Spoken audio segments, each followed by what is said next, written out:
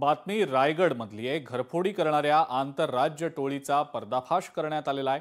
3 आरोपींना ताब्यात घेतलं गेलं असून 2 जण फरार झालेले आहेत। पोलिसांच्या स्थानिक गुन्हे शाखेनं ही कामगिरी केलेली आहे। 15,50,000चे दागिने हस्तगत करण्यात आले असून 24 बुलेट्स देखील जप्त केल्याचं समजतंय।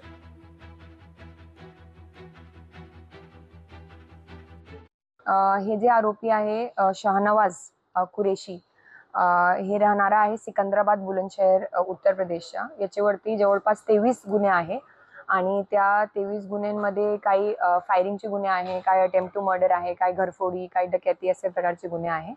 ह्या आरोपींकडून आपण जवळपास 15,50,000चे सोन्याचे दागिने जप्त केलेले आहे, जे आमचे वेगवेगळे पोलीस स्टेशन जसं रोहा, पोलादपूर, पाली, श्रीवर्धन, महाड शहर या ठिकाणी घरफोडी करण्यात आलेली होती, त्याच्यात चोरी गेलेले होते।